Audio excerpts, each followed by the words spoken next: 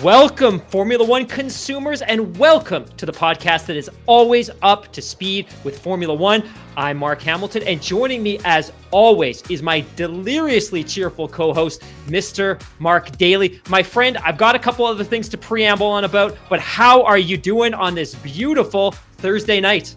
Oh man, I'm doing great. I'm really enjoying the fall so far. And man, just getting ready for the show tonight, I just realized that I hate it when some of my other interests like combine or sort of they get in the way of doing other things. I was trying to sit down and really enjoy the Thursday night football game. But it just wasn't happening because I had the kids running around. I'm trying to get ready for the podcast, but it was really really good. And I was just trying to pull up a little funny kind of interesting thing here, and just about it. I was thinking about it because the New York Football Giants are playing the Washington football team, and I thought it was really interesting. So, especially in the context of the times that we live in, and the fact that the Washington football team, formerly known as the Redskins, have been without a name for the past year, right? So it was interesting because I was reading up about it just a little bit earlier this week, and I wanted to see, well, what's going on? Are they going to stay like this for like the rest of all time? And are they going to come up with a new team? And I just want to pick up the names, because the owner Dan Snyder was on the I think it was Adam Schefter's podcast, and so he said that they're going to come up and they're going to release the new name. They've narrowed it. They've got a short list of 8 teams, or sorry, 8 names, pardon me. And they're going to make the announcement early in 2022. So are you ready for this? They've got this name, or sorry, this list of teams. And no, where the heck did I just put it? Uh, Here we go. Let's just say, if I'm a fan of the Washington football team, I don't think I'd be really, really excited about this, because the names were just not really too exciting. Some of them were really, I think, a little bit bland. Here we go. There's my list. I thought, by this point, I'd be a little bit more prepared after doing this for so many years. But here's the list. I want to get your take on this. So they got the Washington Red Hogs, pardon me, the Washington Defenders, the Armada, the Presidents, the Brigade, the Commander, the Red Wolves, or possibly even stick with the Washington football team. Now, I'm just going to go off a little bit off brand and off topic here, but if you're a fan, are you really excited about those names? Because honestly, I'm not, and I think it's kind of interesting because we're always looking at the how big and how polished Formula One is, and I was thinking, like, an NFL franchise has to be one of the premier sports properties in the Right. entire world, right? And I thought, okay, this is going to be the name of your franchise going forward for decades. And I was just thinking, especially the President's one. Okay, I get it, and I get the tie-in with Washington and the capital and all that. But is that something you really want to go for? I mean, what are you going to do as a mascot? You're going to have like a Gerald Ford mascot or a Jimmy Carter? I mean, there's no knock against presidents, good or bad, but I'm not really feeling it. Anyhow, that's neither here nor there. That's just my little observation. And yes, I'm pumped because football season has started. Football season is back. But that's not what we're here to talk about. So we're here obviously to talk about Formula One, and there's been a ton of things to talk about this week. I know both you and I pulled late nights last night to watch the Michael Schumacher, the long-awaited Michael Schumacher documentary that dropped a couple of days ago on Netflix, and that's what we wanted to talk about to start the show off. Seven-time world champion, made his debut way back in the early '90s at Spa with a memorable weekend with Jordan, and it wasn't too long before he was snapped up with Benetton, where he won 2 world championships in '94 and then '95. Then goes to join Ferrari.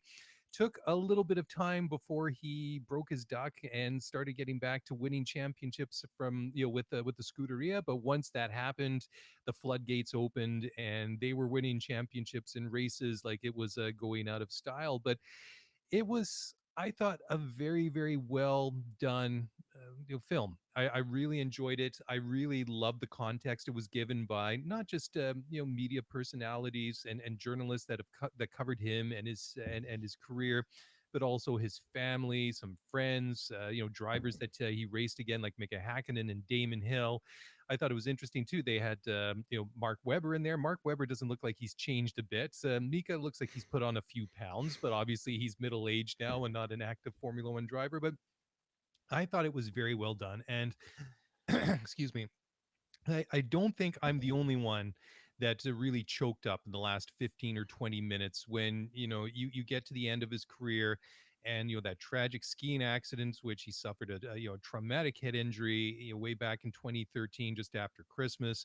And just watching his, listening to his wife and his daughter and his son, Mick Schumacher, obviously current Formula One driver with Haas.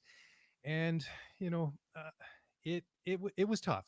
Getting through that last part was tough because his wife said when he was racing and when he was in the public light, he did his best to protect us from all that, and now it's our turn to protect him. And it was interesting because I mean you don't see him, obviously. They don't really talk about what his actual condition is, but you can read a lot between the lines. And I found that a really difficult contrast to really deal with, because you see all this video footage of him when he's a kid, when he's a teenager, and when he's coming into Formula One, and his wildly crazy and successful career, and just the footnote that it ends on. And obviously that was a life-changing event for him and his whole family. But I just wanted to get your take on it, because I'll just sort of wrap it up here, and you can run with it from here on, Mark. But I think that the best way to sum up Michael Schumacher's legacy in Formula One is it's complicated. What do you think? Yeah, not to sound too cliche based on some really good feedback we'd received earlier today, but I don't disagree. And I think that's the perfect term, because I think sometimes when we reflect back on the last 20 or 30 years, it's easy sometimes to gloss over or look past some of the elements of his career that weren't necessarily as on side as we would like to believe they were. And one of the moments that you and I have alluded to many times, and I think for a lot of our listeners that this was new and maybe something they didn't know, was, of course, he was disqualified from the 1997 Formula One World Drivers' Championship. He was disqualified because of an incredibly abrasive move on Jacques Villeneuve in the final race of the season, when the two of them were battling right down to the wire for the Drivers' Championship. And I I think that that term that you use to describe his career as complicated is probably apt. But all of that said, I also don't want to overshadow the greatness that was Michael Schumacher, Mhm. both as a competitor and as a champion, and for the seemingly unending work that he put in Yeah. to building up and creating these championship caliber teams. I also don't want to take away from the fact that very clearly and without a shadow of a doubt, he was incredibly loyal to his family. He Mhm. was incredibly loyal to his friends. He was incredibly loyal to his country, Germany. So I think for all of those reasons, you're right. Off the track, he seemed to be this great personality and this great person. To your point as well, he wasn't necessarily somebody that embraced the spotlight. And again, I know that sounds very cliche, but right from the beginning of the documentary, they were very clear that that's not something he was particularly comfortable with. And maybe it's also a good thing that he didn't drive in the modern era, simply because the exposure that he and his family would have had through social media and all these other channels would have been so much brighter and so much more intrusive. But I think it was a fairly well constructed look at his career. And I jotted down a couple of points that I wanted to speak to real quick, because I didn't want to miss them. One, and Mhm. this is something that I kind of mentioned when we were talking to Matt Sakaris a couple of weeks ago, which is I wondered how much of this film was going to be new footage, or rather just splicing together old TV broadcasts of race footage. And there was a little bit of that, but I think what I was pleasantly surprised to see was there was a lot of 16 mil and 35 millimeter film for the early parts of his career that were scanned and converted to high definition. And it looked great. And it really helped provide a window into an era that I think we're typically used to seeing in low definition interlaced footage. So that was really, really nice to see. I liked that a lot. I like that it leaned into his family. I like that it leaned into the personality of the family. I like the fact that it reinforced the fact that he, like Lewis Hamilton, really came from humble beginnings. I like the fact that they spoke to the fact that, hey, he would use salvage tires for competition, I tires love that that. were Yeah. discarded from Yeah. other drivers. But I think there were also a couple of pieces that I was fairly dissatisfied with. One was I was very excited to learn more about that rapid transition from Jordan to Benetton. For those of you that do want to learn more, the Checkered Flag podcast did a really great Schumacher special towards the end of 2018, and I urge Yes. you to go and listen. That was fantastic. And then the other piece, and this to me is something that I thought was inexcusable, was the included footage of the Senna crash. I have been a Formula One fan for 34 years. I have never seen that footage. I have never wanted to see that footage. I have never sought that footage. I did not need to see the footage. And I thought Mhm. the inclusion of the footage was unnecessary. It didn't benefit the narrative. It didn't benefit the story. It did a disservice to Senna and his family. And it wasn't as though, here's a shot of the race. You've got Michael, you've got Senna. Oh no, he goes off, and then they cut away. They lingered and Exactly. went back and back and back.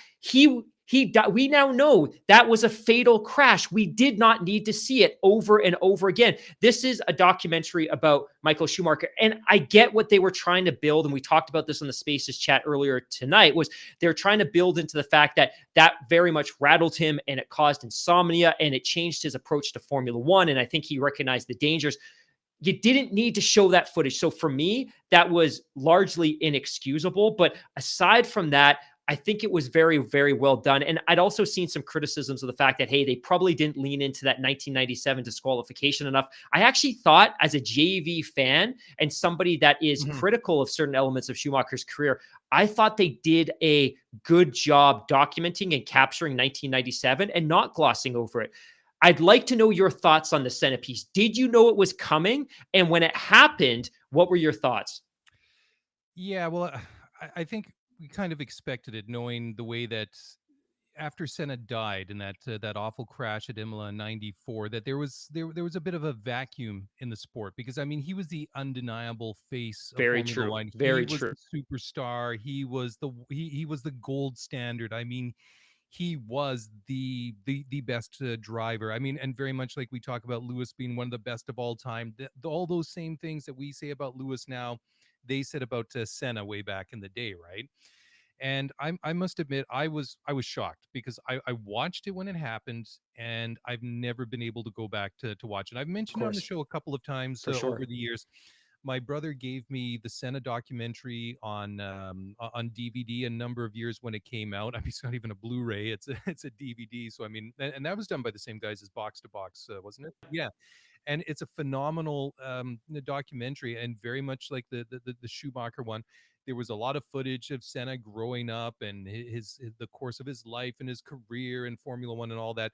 But when it gets to that weekend at Imola, I was never able to get through it. I've never been able to bring myself to watch Me either. that Me crash either. again, and I've never been able to watch that documentary from start to finish. And that's nothing against the boys at Box to Box, because they do fantastic work. It was just when I saw that, I was shocked, because much like yourself, I have not sought that out, and I was shocked. Literally, I was shocked. I had to stop the film, and I thought to myself, this was not necessary. You could easily have cut away at the very last moment and still brought the Exactly. whole point across. And then I mean, if you wanted to sort of bring it back in, then sure, maybe show the helicopter flying away from the circuit, or show some of Exactly. the stuff happening in the pits. I thought that was unnecessary, that inclusion. But unfortunately they did, and I think that is a bit of a smear on what for the most part was a fantastically insightful film. Yeah. And Yep. the one thing I was very intrigued about, like yourself, was the transition from Jordan to Benetton. Obviously, in the amount of time that they had, there were time considerations. There were some things that they had to gloss over, and just they had to make obvious decisions at some point. So that was a bit of a disappointment. I thought it was really good, though, to have the context of somebody like Ross Brawn, who was obviously a very important figure within Ferrari at the time. And I love how he's the managing director of motorsport at Formula One. But I love how for the documentary it says Ross Brawn friend. And the Yeah. same for Jean Todt. He was the team principal at Ferrari Yeah. back in those days. Yeah. He's now president of the FIA, and the same thing, it says friend, right? And but I thought it was really fantastic the way that Ross lent the context to that. And I'll admit I was a fan of Schumacher, but this is going to sound very Gollum-esque, my precious. But I both loved and hated him with a passion at the time, and it took a long time for me to come around and really appreciate the genius that he was as a racing driver, because there are a lot of black marks on his career. That incident with Jacques at Jerez in '97, I mean, it's ugly, it's nasty, and I think that if the timing of the documentary dropped at exactly the perfect, talking about with Matt a couple of weeks ago, that hey, we're sitting here for 3.5 weeks on a summer break. They should have dropped it then, but now we don't get it to the middle of September. But in retrospect, now having watched it, it is the perfect time, because we just had this incident with Max and Lewis at Monza last week. We had the incident of Max and Lewis at Silverstone, and this is all fresh on our minds. And then you see this in all its glory. That's glory, I mean, I'm being a little bit facetious, but in all its nastiness, Michael deliberately turning into Jacques at Jerez in '97, trying to put him out of the race, and instead knocking himself out of the race, and then the disciplinary action afterwards, and him being banned and removed from the '97, um you know the what he had to deal with, being Right. barred from it, right? Right. And I love the context that Ross gave, because Schumacher was so focused, he came back to the pits convinced he'd done nothing wrong, and it wasn't to the point that Ross showed him the video that he was like, oh my god, that actually was me. And I think it really painted the picture nicely of just how hyper focused he was, and just, I mean, winning was everything. I've got some more thoughts on this. I want to keep going, but I'm going to ramble. So let's take a really, really quick break. Sounds We'll come good. back and we'll pick up on the flip side. So guys, don't go away. We'll be back in just a moment to finish wrapping up our thoughts on the Schumacher documentary.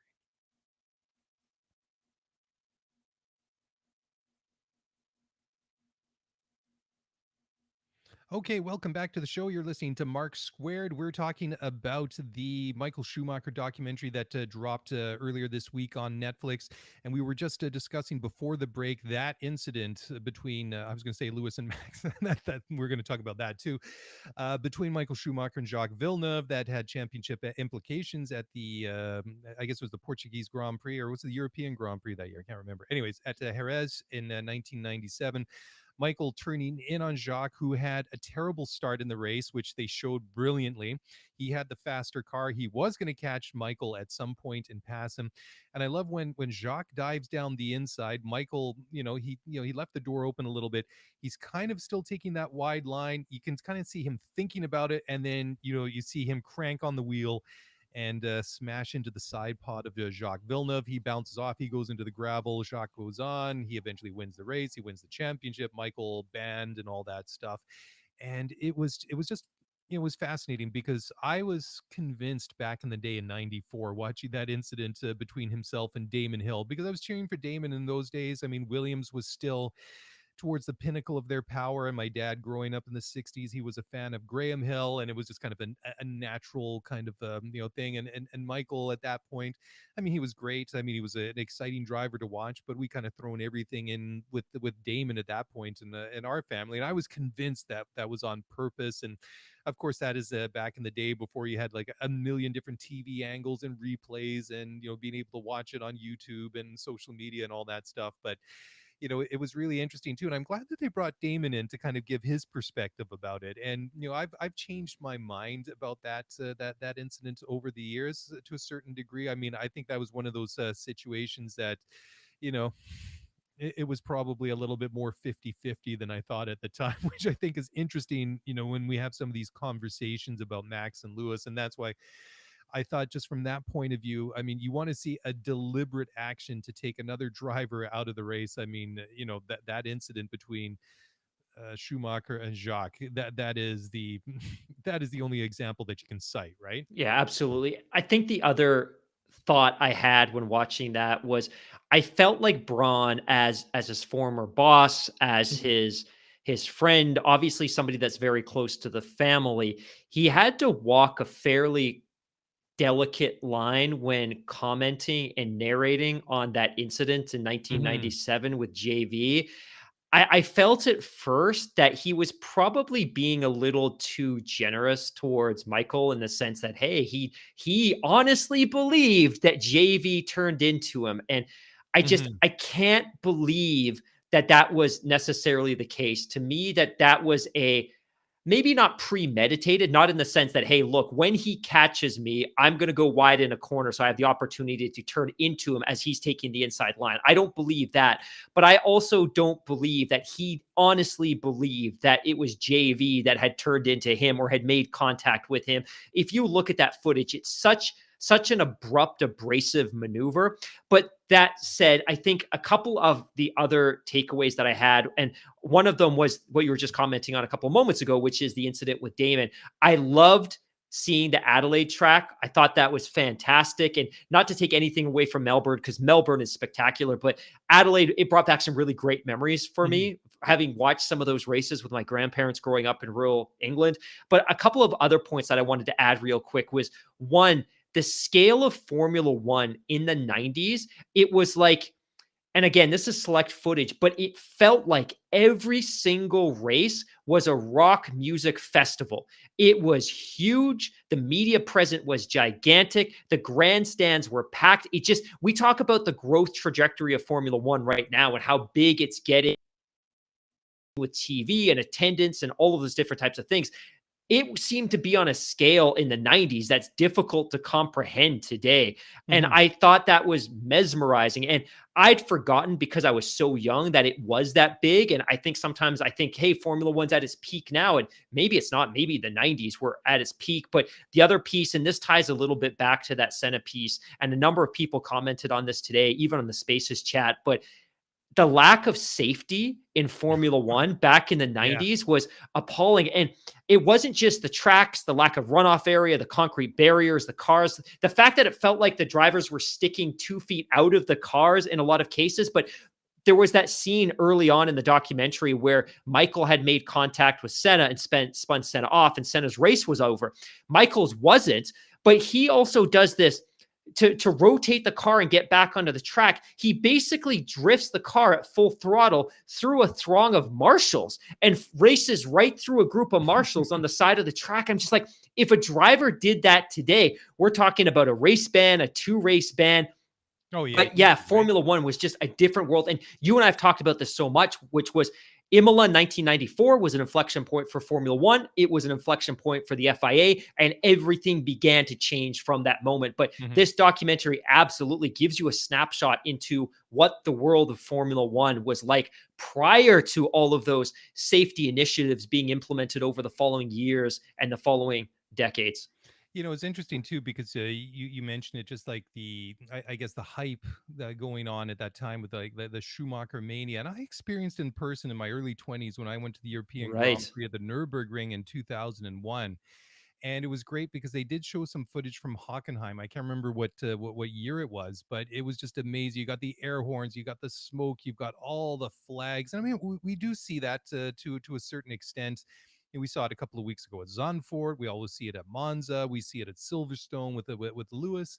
But it just seemed it was like on a bigger scale back in those days. And I remember when we went to that race. I mean, it was incredible, just the atmosphere and just sitting there with all the Ferrari flags, all the Schumacher flags, all the German flags, and just this wave of noise that would travel around the circuit with Michael. At the start of the race, at the end of the race, during quality. It was. I've never experienced anything like that, and it was just it was fantastic, and it was kind of cool. It kind of gave me goosebumps to see some of that. But yeah, just going back to your point about the safety thing, and the other thing that's really struck me was I can't remember which point in the movie it was, but you got some half-wits standing right on the grassy verge, waving the checkered flag, and these cars going by at 200 miles an hour. I'm just thinking, oh my Yeah. god, because And it's not that long ago. no, That's the thing, and that was a real mind blower. but in a couple of people, we'll mention this in a couple of minutes because we want to share some of our listener thoughts. But just the ability for fans to get on the track, like Hmm. we're seeing these cars being mobbed by fans moments after the race concludes. And even when we're talking about the podium celebrations, the tracks are just swamped. One other thought I had while you're talking about the experience at Hockenheim and the German Grand Prix, we didn't have a German Grand Prix in 2015, 2017. We didn't have one last year. We didn't have one this year. And it sounds increasingly like there certainly won't be one next year or the year after. So it's shocking that we live in a world where Michael Schumacher, a German driver, wins 7 titles. Sebastian Vettel wins 4 driver titles. Nico Rosberg wins a title. And now we have Mick Schumacher in the sport.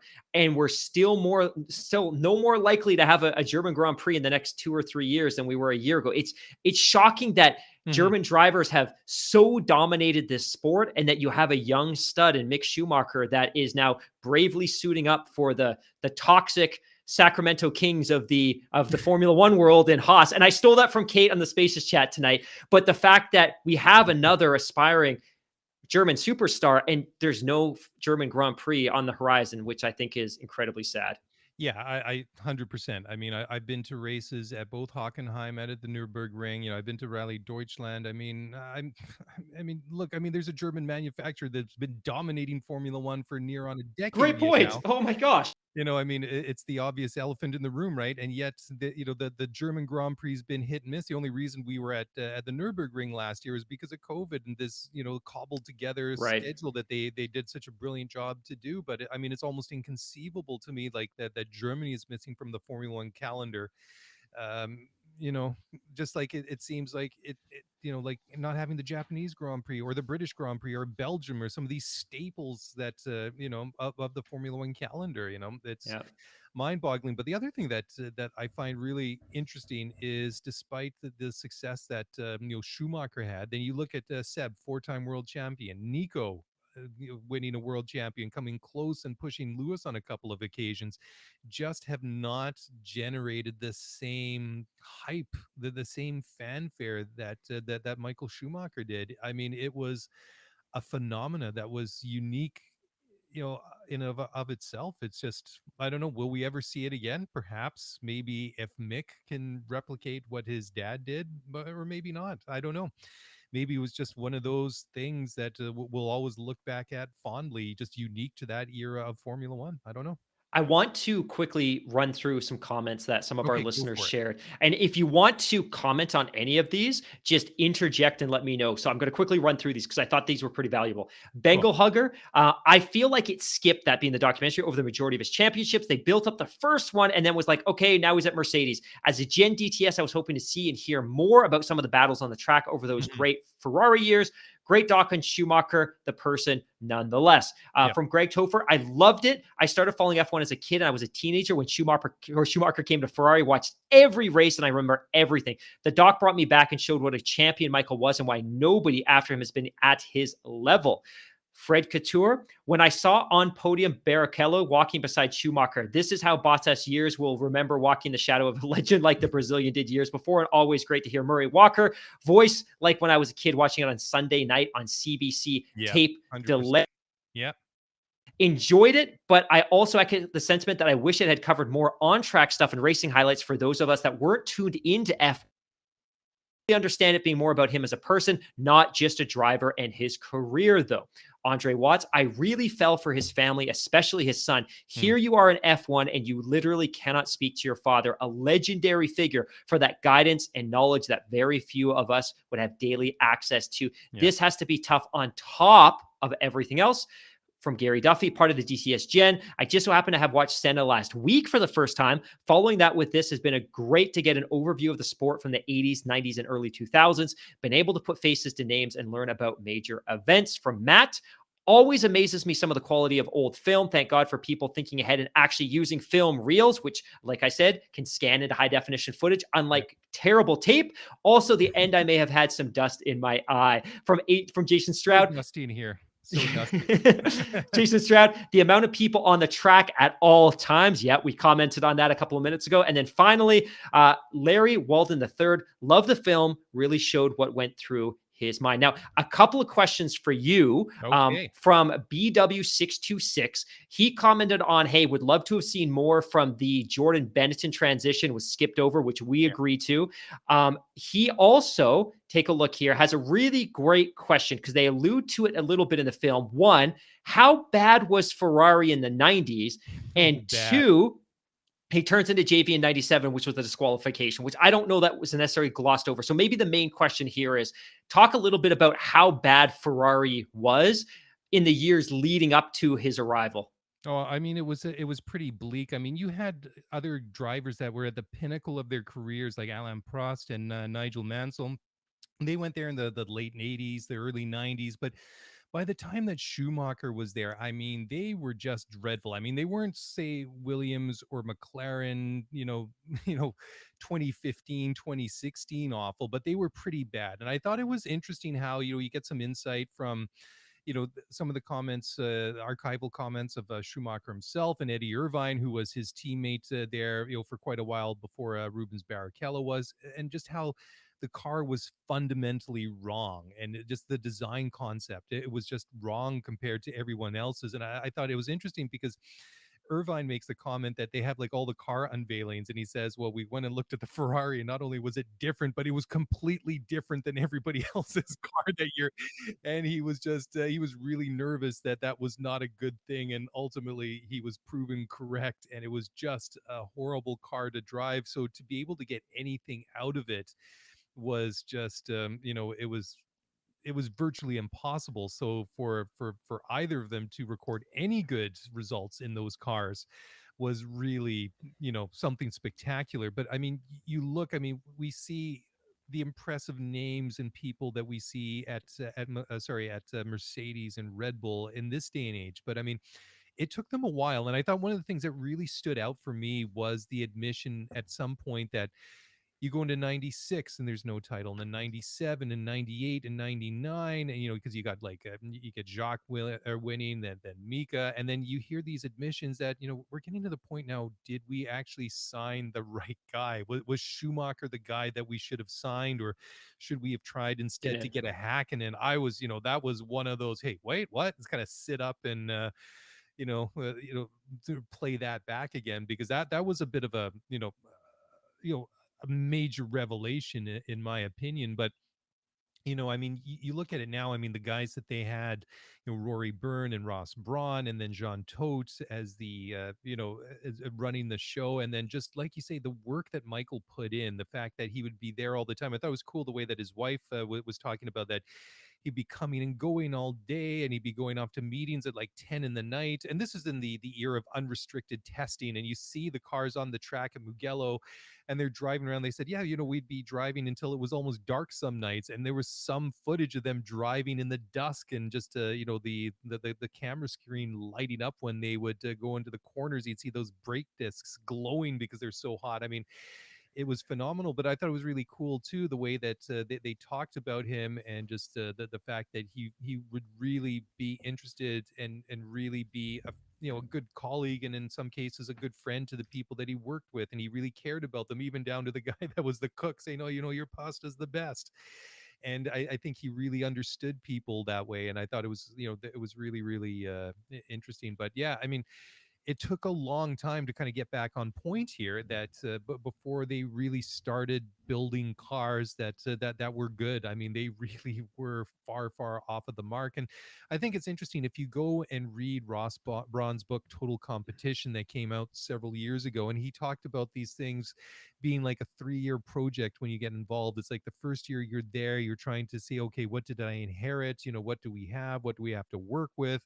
And then the second year, you're it's like, okay, this is where we need to go, these are the changes we need to start doing. And then year 3, you're starting to got your program running, and you're going in the direction that you want to go. So I think that kind of lacked that context or insight a little bit, because if you kind of take Ross's comments from his book to the movie, and the lack of success that they had in winning championships in the latter half of the 90s, that they were taking a program that had some major fundamental issues, blowing it up, picking up the pieces, keeping what was good, discarding which was garbage, and building it up. And it took a long time to get all those pieces in place, and really get it up and You stole my running. thunder a little bit. If I you apologize, sir. No, that was great.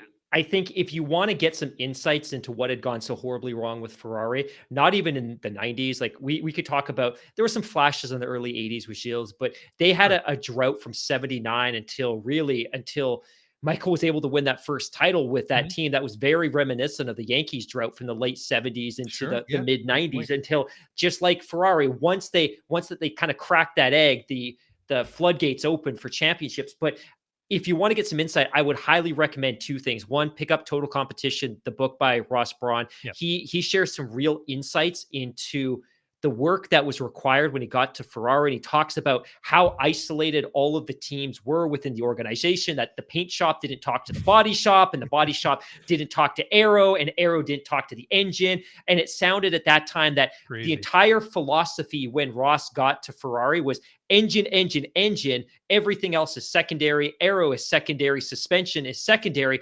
And they put all of their resources into an engine, and they were building a crappy engine.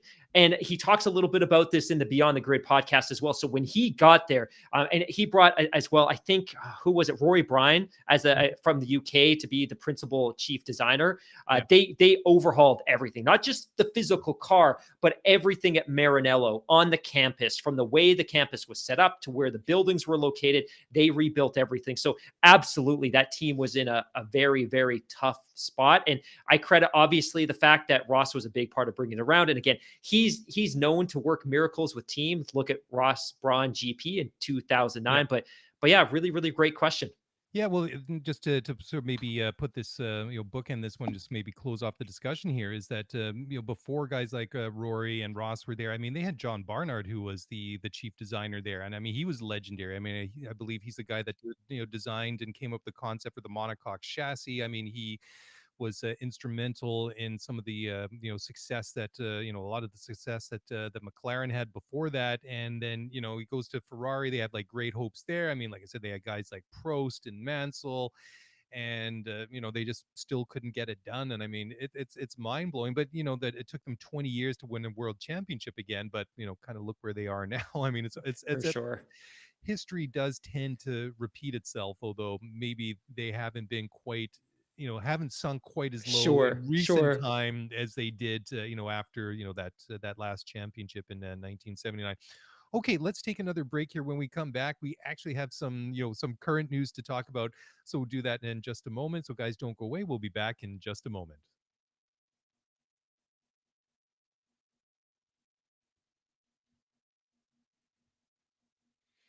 All right, guys. Well, welcome back to the podcast. It is always up to speed with Formula One. Mark Daly, Mark Hamilton, breaking down and bringing you all the latest Formula One news.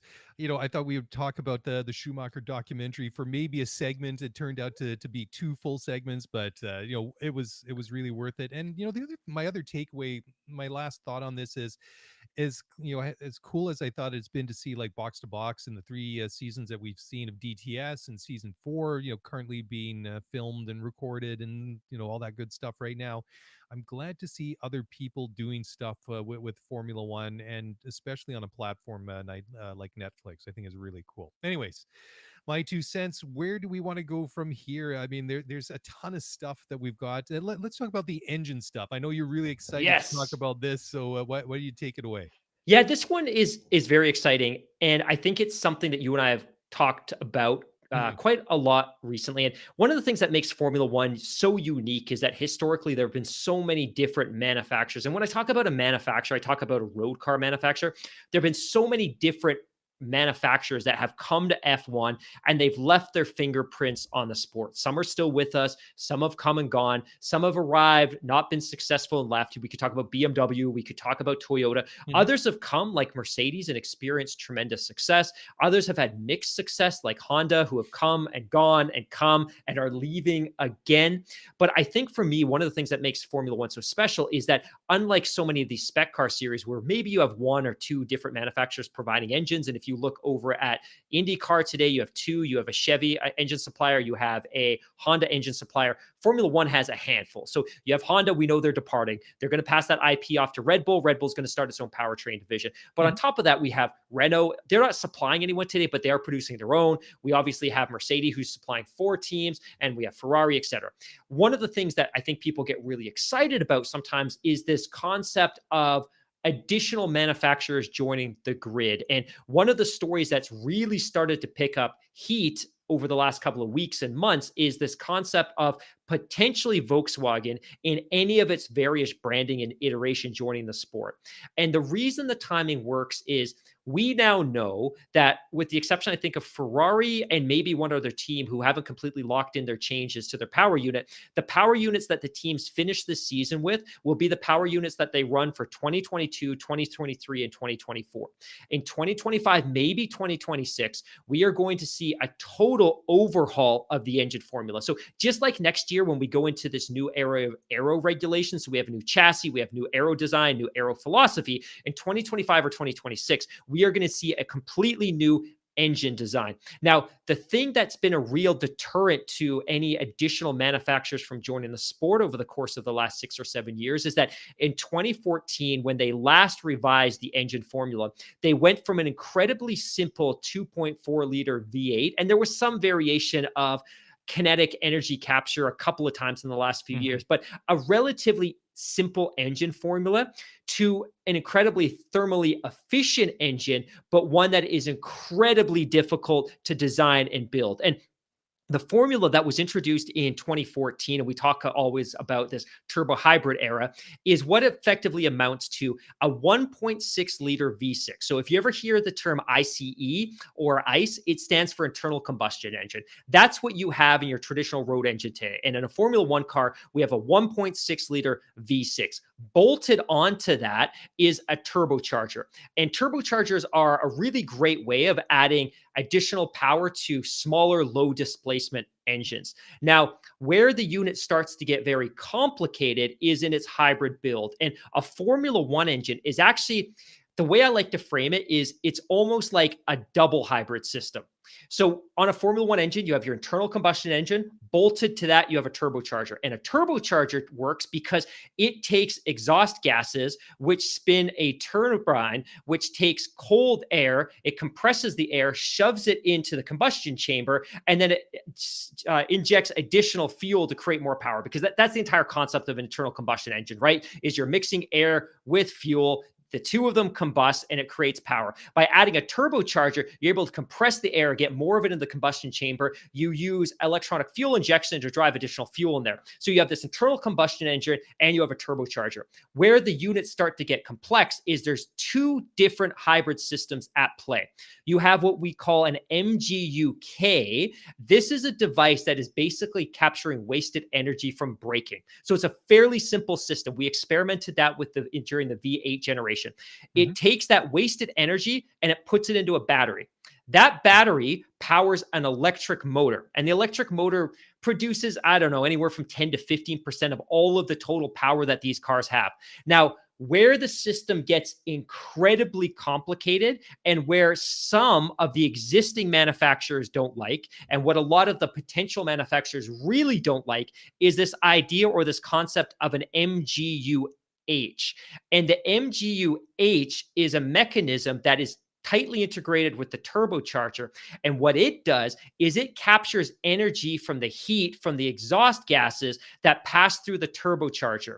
And it does a couple of things with that energy. One, it can stick it into the battery, or 2, it can stick it into the battery and immediately pull it back out to spin the blades of the turbine on the actual turbocharger. Because one of the challenges with a turbocharger is they're very, very cool and it's a great way to produce power, but turbochargers have this concept called turbo lag, which means that a turbocharger isn't necessarily on demand. If you're driving a car with a turbocharger and you get on the throttle, the engine might start kicking in, but it takes a moment for that turbo to start spinning up.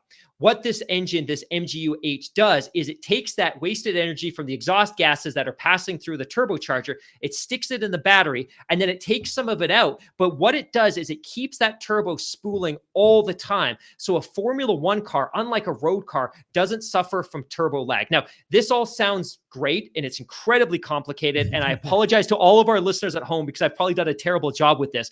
But the MGU-H is a real deterrent to a number of companies that want to get involved with Formula One. And a couple of years ago, Porsche, through the Volkswagen Group, actually built a prototype Formula One engine. And one of the things that they were very vocal about at that time was we're not feeling the MGU-H. So what it sounds like is going to happen, because the teams, Formula One and the FIA, are having ongoing conversations now about what that new power unit is going to look like in 2025 or 2026, is it sounds Mercedes and Ferrari and Renault, who are groups that were very invested in the MGU-H because they've spent so many years evolving this technology. Sure. It sounds like they're willing to make a concession and drop it in the next generation of Formula One engine in the spirit of attracting another engine supplier. Now, in particular, we keep hearing a couple of manufacturers. We talk about Audi, we talk about Volkswagen, we talk about Porsche. At the end of the day, they all roll up into the same brand. We're not going to see any two of those. We'll see one. It will be Volkswagen, and ultimately it will be up to them to decide, hey, what brand do we want to apply to this power unit? Now, where it gets really interesting is Stefano Domenicali, he's obviously very close to Volkswagen. He's an ex-Volkswagen guy. He's got some really close relationships with the folks there. But more importantly, the current Porsche vice president of motorsports, Fritz Enzinger, is highly, highly motivated to get involved with Formula One. He previously headed up the BMW F1 efforts, and he's made some comments over the course of the year that there is great interest within the Volkswagen family to get more involved with Formula One or motorsport in general if the conditions are right. And in specifically what he means is if there are aspects of sustainability in a future power unit, such as the introduction of e-fuels, this would be of great interest to us. Now, a couple of the developments that have presumably happened this week, and again, this isn't being widely reported because these are discussions behind closed doors, but the thought is that the current internal combustion engine would remain static in the sense that it's going to remain a 6-cylinder, 1.6 liter engine, but it's going to have significantly more standardized parts than today's engine.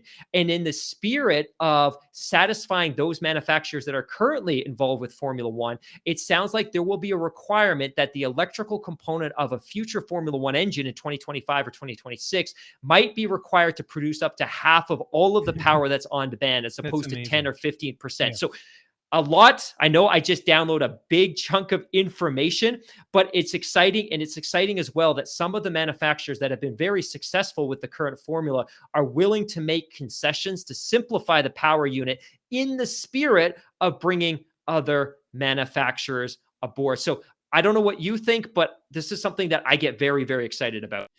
Yeah, me too. And I think it's very, very interesting, like you say, that that these engine manufacturers are willing to make these compromises despite all the investment and the time that they've put into developing these engines and these different components that go into billions of dollars, right? Billions of dollars, exactly, in order to attract other manufacturers into the sport. I mean, Toto Wolff has said that they're willing and ready to do anything that it will take to help get Volkswagen into Formula One. Amazing. And yeah, that sort of blows my mind. I mean, I guess it's because we're from a generation that was used to Formula One almost being a private playground. And it was just like, if you don't have the wherewithal to be here, then forget you. You shouldn't be here.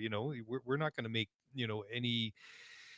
we're not going to make it easy for you to get here, more or less, right? So, I mean, these admissions, and especially Toto saying this, I mean, basically of his own accord. I mean, so I'm not speaking for anybody else on behalf of anybody else at Mercedes, but I think this is something that we need to make happen. I mean, that is, that's mind blowing, to be quite honest. But I think the whole point is, and I've thought about this a lot over the past, number of months, just in general, when these sort of philosophical, ideas just. as I think as great as it is, the electrification of like the road fleet and different manufacturers, creating and selling electric vehicles, and I mean we've just seen Ford launch, what is it, the F-150 Lightning, Yeah, an great electric call. pickup truck. I mean, there's obviously place for that, but I can't foresee a world in the short term where we all of a sudden in the space of 15 or 20 years go from internal combustion engines to Agreed. hybrids and then Agreed. to electrification. I mean, I think that there is going to be a need and a place for internal combustion engines in society for a long, long time to come. And, having said that, the only way to do it is to have incredibly efficient engines that are clean and burn clean fuels. And I can't think of a better Love place it. where the trickle down technology comes from than, something like Formula One. And I mean, that's been the thing for the longest time, this sort of trickle down technology. And I think it's cool because in my Mitsubishi, I have the paddle shift on the back of my steering wheel, and it's incredibly cool. And I've got traction control and ABS and that stuff that was developed in All Formula One Formula One decades ago, technology. right? I mean, it's cool, right?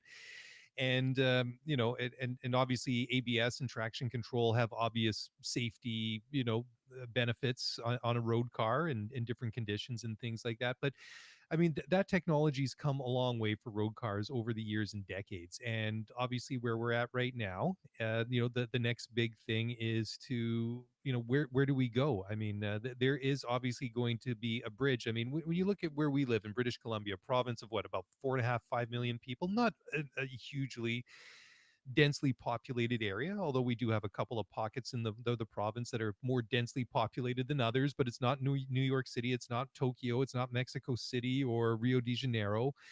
And we're pretty lucky because air pollution is not a big issue here for the most part. But I mean, having said that, it's not like it's not a concern. And I mean, there's been Right. some talk that, with the politicians at the provincial level, that they'd like to see basically electrification of private vehicles by 2040 or something like that. And I just don't see it happening because even in an area or like an area of the world that is very resource rich, I mean, we have, hydroelectric power to spare that we sell off, right? But I mean, how would we charge and power all these electric cars? That's one thing. So I think it's a very cool discussion. I'm going to be really watching it in the weeks and months and years ahead because I think it is a fascinating thing. I mean, these engines that came online almost a decade ago are nothing short of technological marvels. I think I what is totally interesting agree. too Totally agree. is that they're going to put a cost cap on these engines, that they can't cost more than, I think it's €1 million or something like that, which Yeah. is still a hell of a lot of money. But Yeah. I think it is interesting that they're making them basically do more with less. So all these brilliant people that all these brilliant minds that design and build these things are going to have their work cut out for them. And I think it is an exciting and an interesting challenge. Yeah, I completely agree. I really feel that Formula One has a significant runway with a hybrid system that uses some sort of synthetic fuels. I think it satisfies the long term Formula One fans. I think it potentially satisfies the manufacturers. And I think it continues to provide that visceral experience that we all want, which Yep. is noise and fury. And it's funny because as I was researching for this podcast today, I kept coming across comments from those that have competed at the Formula E level. And Formula E is great, but I think given how much of a spec series it is, it's Hmm. created frustration for teams like BMW and Audi and Mercedes that, hey, look, there's so little innovation here and the spec sport is so standardized. We can't Mm. take anything that we develop in the sport and bring it to our road cars. And furthermore, I think in a lot of ways, it's basically action video game. And I'm still eager to experience Formula E. But for those Yep. that think Formula E will grow and grow and is Formula One, I don't think that's ever going to happen. I think Formula I One will had that continue to question in evolve my and mind evolve. of like a couple of years ago, but I think it kind of Same. disappeared. Yeah. Yeah, same. I feel the exact same way. And it's probably presumably due to the way that Formula One is approaching its future in a slower, kind of methodical fashion. But you're absolutely right. The current engine is an absolute technical marvel, and I don't think any of us should take it for granted. Just the thermal efficiency of this engine is absurd. We're talking about a 1.6 liter V6, which is no different than you would see in most passenger cars, producing near on 1,000 horsepower and shattering lap records globally. And that's despite the fact that there are significant constraints from an FIA perspective and a technical regulations perspective to slow it down. If the teams were unbridled, they could produce significantly more power with this exact same formula. So yeah, it's interesting. I'm excited to see what the next few steps are. It sounds like we're probably going to learn a lot more about the future of the power unit, that 2025, 2026 spec power unit early next year. And that's probably necessary because I believe it's going to take teams that much time to start tooling, to start building the team, start building the capabilities. And then I think a big part of it too is that Formula One and FIA have all but agreed through this change that there's going to be significantly more standardized parts. And ultimately, that means they're going to need to find contractors to build the parts that the teams will buy from. So, yeah, I love that topic. Just one final thought before we close out this story, Mark, is just going back to Formula E. Like I was saying just a moment ago, that I had this question several years ago. Now, is this going to be like a rival series to Formula One? Is it going to catch up to it? Is it going to pass it? I mean, it's a big ask, right? But I think what's really interesting is all these manufacturers that were going into Formula E a number of years ago and setting up a program there are now starting to pull out of Formula E. That we've done everything that we think that we need to do here, and we think that our time and money and our resources are better spent somewhere else. So that is certainly very, very fascinating.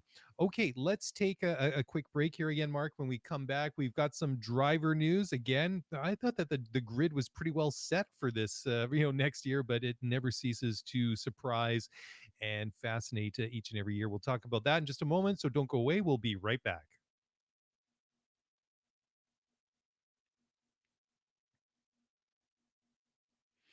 Okay, well, welcome back to the program. And I was just checking, I get so used to these double and triple header weekends that we don't actually have a race this weekend. Oh, we actually get a time to catch. I need some sleep, man. Like as much as I love a Formula One weekend, to put this into context for everybody that's not in the Pacific time zone in North America, it's a 5 a.m. start to be ready for 6 a.m. qualifying on Saturday. And it's a 5 a.m. start on Sunday. And the challenge is it's not so early that you can go back to bed for a couple of hours or for an hour. Like once the race is over, you're up. And my little guy, yeah, exactly. My little guy usually wakes up at around lap 30, lap 40, and then it's over. My day is done. Now, before we get into the driver news, I quickly wanted to touch on a subject which I was reluctant to put into today's podcast because it's so clickbaity, but so many people had kind of reached out and shared their thoughts on this. That Donald Trump might run again in 24. Yeah, and he's looking to buy the Buffalo Bills once again. No, I know I'm not allowed to talk about Trump on the air. I'm not going down that pathway. I don't want to start shedding listeners left, right, and center.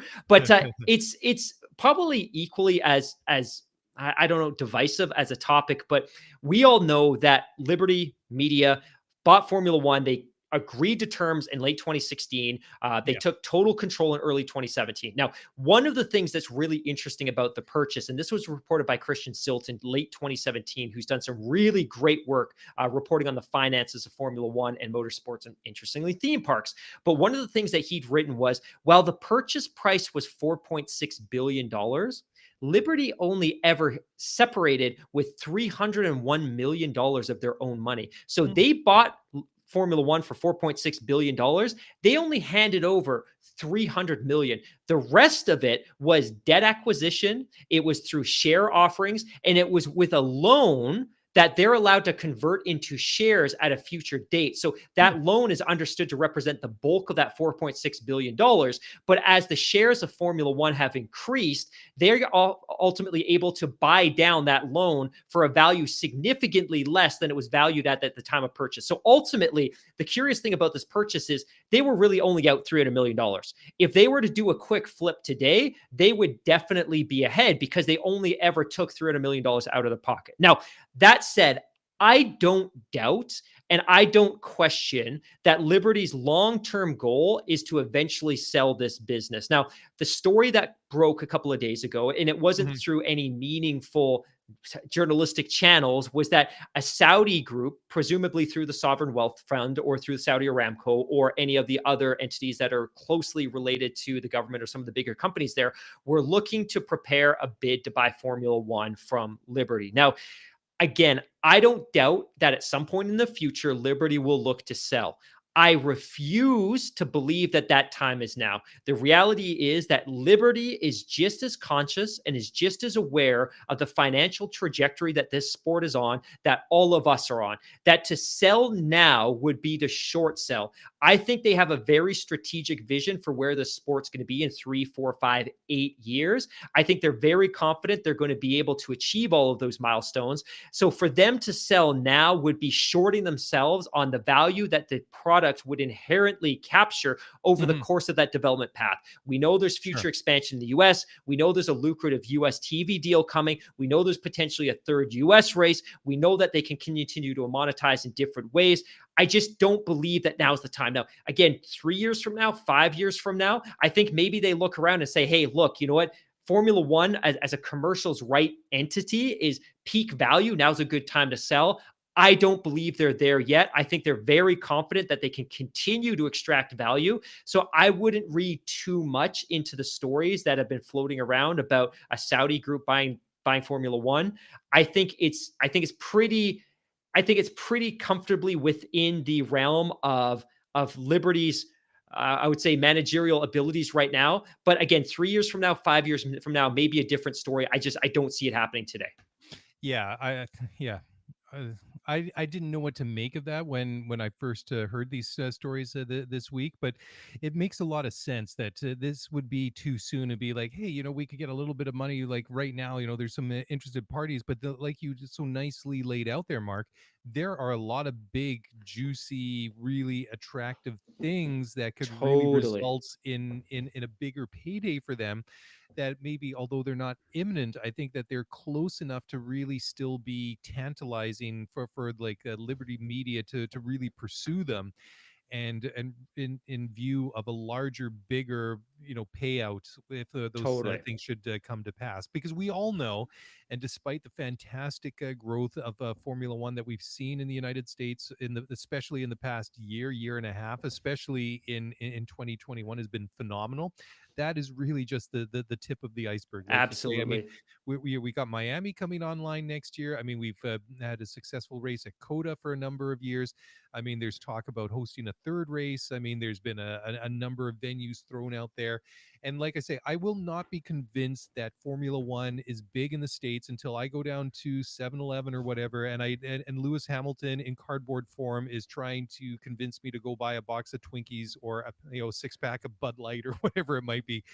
That's when I'll be convinced that Formula One is big, it's mainstream, and it's popular in the United States. Until then, it remains a work in progress. But I just cannot be convinced at this point that Liberty would be willing to walk away. I mean, I guess it's possible somebody could, to coin a phrase, make them Yeah. an offer Yep. that they Yep. can't refuse. I mean, anything is possible. I mean, they have navigated the pandemic very well. I mean, Yep. while other sports were sitting at home trying to figure out what the heck to do, they managed to put together a very in very difficult circumstances. They were able to pull off a season and still get 17 races, and it was a great thing. I mean, it was the racing was good for the most part, and it was really, I mean, in the early days of the pandemic, a really damn good distraction to get our minds off of Oh things. man, you do So make a good point there, which is let's say a really smart, well-managed group from Saudi comes along and they say, look,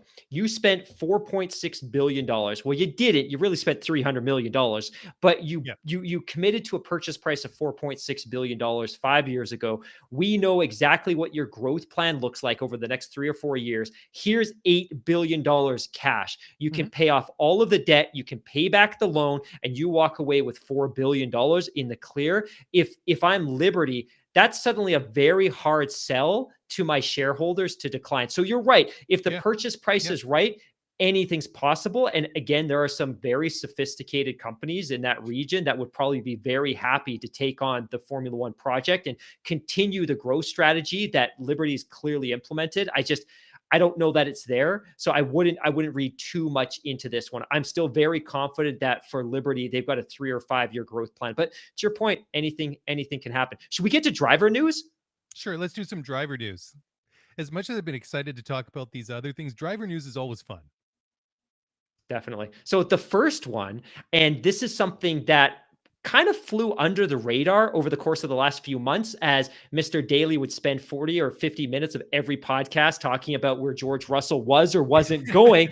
Aston Martin has finally confirmed their driver lineup for 2022. And to the surprise of nobody, the son of principal team owner Lawrence Stroll, No, Lance Stroll is what? coming back. Oh, And I didn't joining see this him. coming too with this shocking news. Well, we should be happy about this because it means that knowing that Nicholas Latifi is going to be back on the grid next year, we are going to have a 2 Canadian driver lineup on the grid for the 3rd consecutive year. And what's really exciting about this for both of us is we haven't had a Canadian Grand Prix since 2019. We should be back, knock on wood, in Montreal next year. So by the time we get back to Montreal, it'll be the first Canadian Grand Prix in 3 years. It'll be the first time that we've ever had 2 Canadians on the starting grid at the Canadian Grand Prix. And hopefully the crowd goes absolutely bananas. Now, on top of that, Sebastian Vettel, and there have been some stories over the course of the last week that there may have been some retirement considerations or some retirement conversations, has committed to coming back. Now, what we knew when he signed with Aston Martin was he took a huge pay cut coming from Ferrari, where he was earning about $53 million US. He's now earning a paltry $17 million US.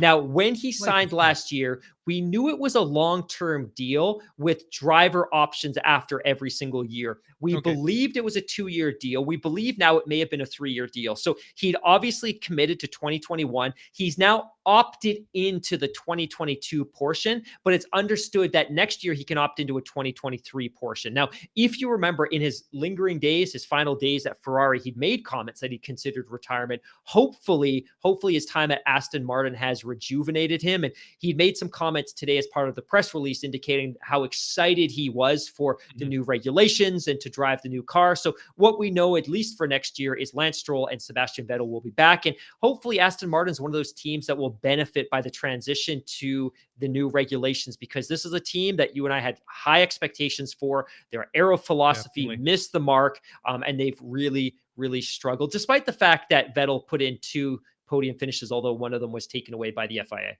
You know, the thing that this team needs now is a little bit of stability. I mean, they obviously, like you say, they missed the mark when it came to developing and designing this car for this year. So, I mean, they've got a lot of work to do with the car for 2022. Maybe they get it right, maybe they get it wrong. I mean, that can be said for all other the 9 teams that are lining up on the grid beside them. So that is one thing. But I mean, just concentrate on the car. I mean, you know that you've got a good engine in the Mercedes powering this thing. You've got 2 good drivers. I mean, Lance, obviously, I mean, he's been a bit frustrating to watch at times this year. But I mean, Agreed. when he's on, I mean, he can be, he can do some decent things out there. Seb, I still think has a little bit left in the tank, and there must be enough going on with that program that has captured Sebastian's imagination, because I mean, he doesn't have anything left to prove. He doesn't need to really be there. I mean, considering, like you mentioned, he was already considering retirement, before he left Ferrari. So there must be something more than the opportunity just to drive the new 2022 cars that is going on to convince him to come back for at least one more season. So that's my comment on that. And I think it really kind of takes a lot of pressure off the other areas. And I think that it just the focus of the organization can be on the car itself. And I think that at this point can be only a good thing, because yeah, I mean, it's been frustrating to watch. I mean, as fun as it was to watch them last year as their final year's Racing Point and everything that they were doing with the RP20, I mean, they were the big disturbers, and I was really hoping that was going to carry over to this year, much like you were.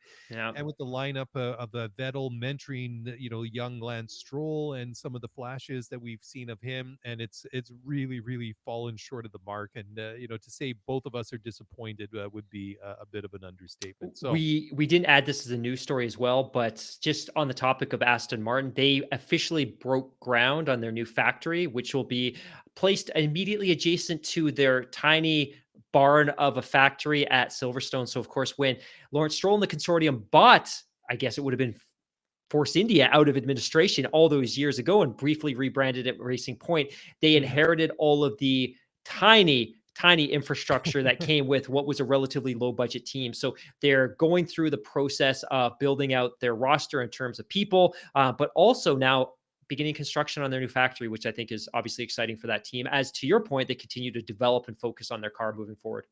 When is that new factory supposed to come online? 2023, I believe. Yeah, that would sound about right for a construction project of that size. Okay, now I think we wanted to talk a little bit about Alex Albon, but why don't we do that? Why don't we just take a quick break? We'll come back and we'll talk about Alex and some of the weird things that even he was not aware of, apparently. We'll do that in just a moment, so don't go away. We'll be right back.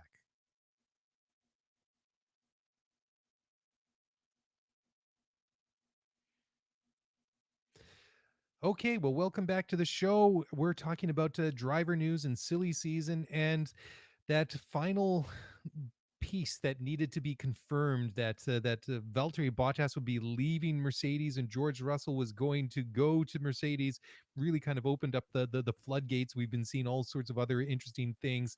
And I guess it really is a good story to see Alex Albon get another shot with the team, even though that he's a Red Bull driver. He's come up through the system and he's been at Toro Rosso. He's been at Red Bull. He's been a reserve driver and kind of been all over the place. And he's, experienced for himself the infamous Red Bull chop, but now goes to drive for Williams for next year. And obviously they are a Mercedes powered team.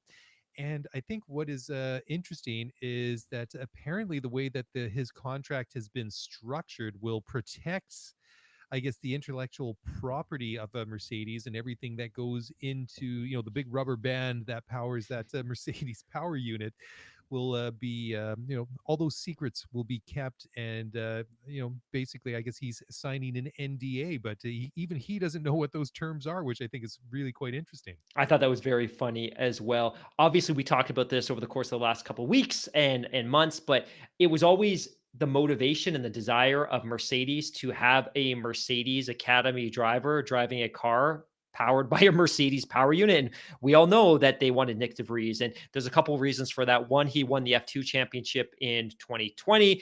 And then this year, driving for Mercedes in Formula E, he won a Formula E championship in his rookie campaign. Now, the challenge, of course, is Mercedes has backed out of Formula E. So they don't have a ride for him there necessarily, and they're trying to find somewhere to stash this driver. So their objective, their goal was they wanted to put him in the Williams seat next to Nicholas Latifi. Williams, in an effort to show their independence, which Toto goes on this week in one of these interviews to stress he absolutely respects, although I don't know if that's necessarily the case.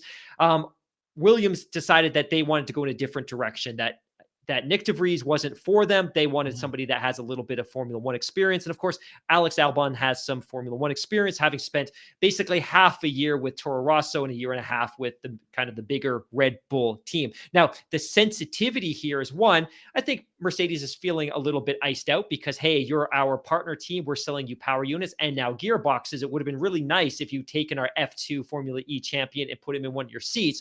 But furthermore, you're now taking somebody that has historically been a part of the Red Bull Academy and the Red Bull family, and you're going to put him into a team powered by a Mercedes power unit. So presumably, and we don't necessarily know what this looks like, but presumably there's going to be clauses and language in Albon's contract with Williams that will strictly prohibit him from sharing any intellectual property details with Red Bull. And I think that's where Toto and team are probably a little bit sensitive in that, hey, he's going to be sitting around mechanics and technicians and engineers that will be discussing and talking about this power unit. He will be providing feedback to improve it, and he'll be obviously exposed to all of the data and telemetry. So the fear, of course, is that, hey, if this guy hops back to Red Bull or maybe has a conduit to share this information with Red Bull themselves, it could put Mercedes at a competitive disadvantage. So I think the comment that Toto had basically said was, look, while we respect the authority of Williams to select their drivers, there was obviously some sensitivity here with respect to protecting intellectual property. And as such, there are some clauses in his contract, which I don't believe he's actually signed yet, which is maybe one of the reasons he's not super familiar with them, but that there's going to be some clauses in that contract that prohibit him from sharing that information. Now, whether that extends beyond the life of his 12-month contract with Williams, I don't know. But it is also interesting that Red Bull indicated that they retain all sorts of options to retain him if and when the Williams agreement ends. So interesting, but it also just speaks to the peculiarities and the politics in the world of Formula One when you have drivers that are a part of one academy, but ultimately sit in the seat of a team powered by a competitor.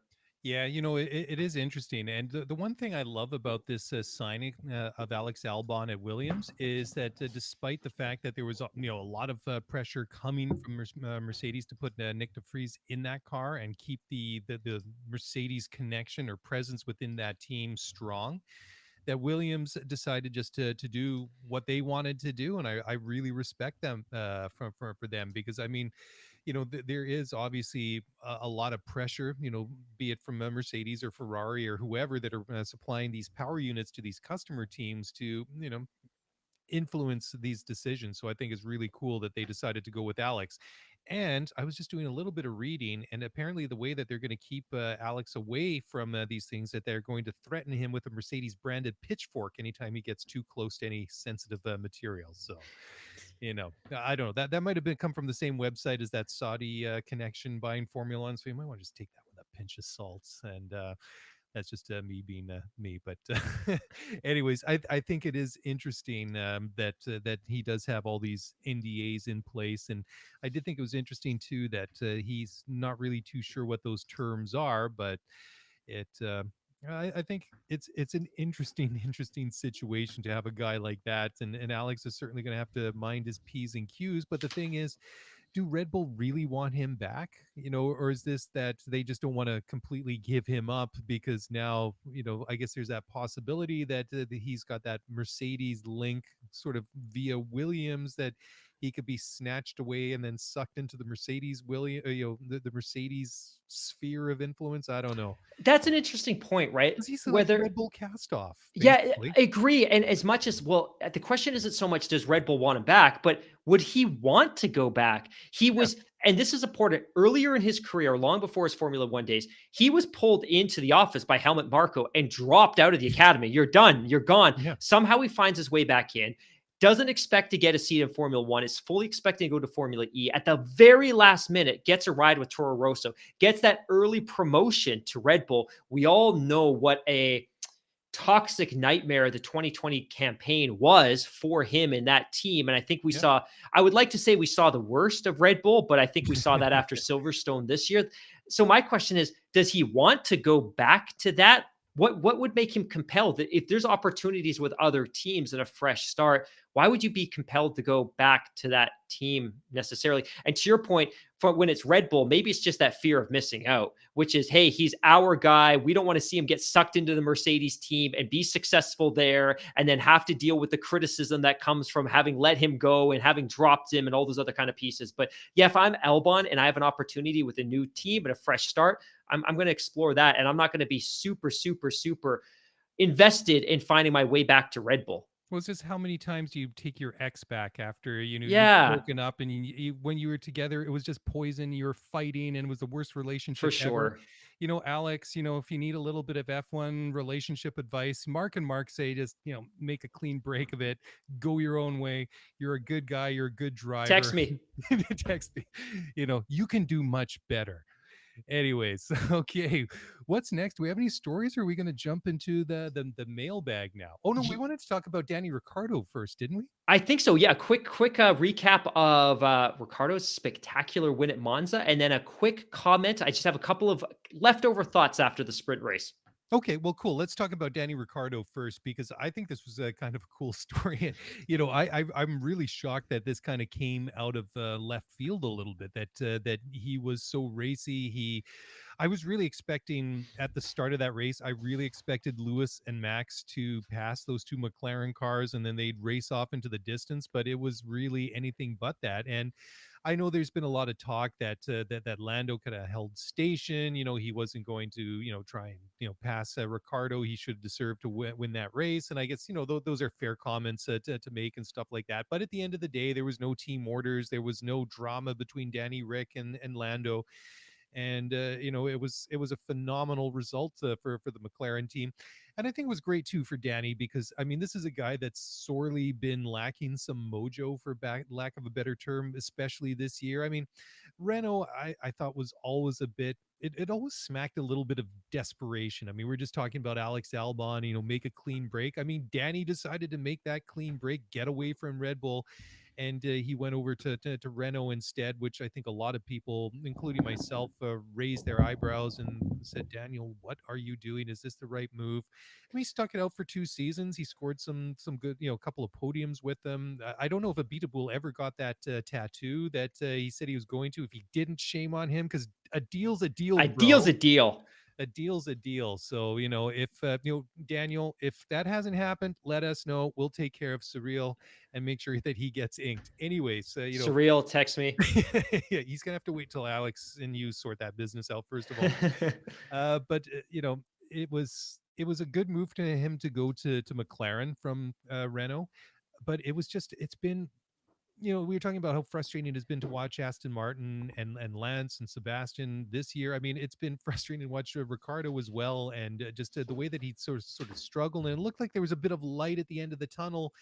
And then before Italy, it was kind of back to more of the same in Holland, and just I mean, both of them didn't really have any pace in Holland at Zandvoort.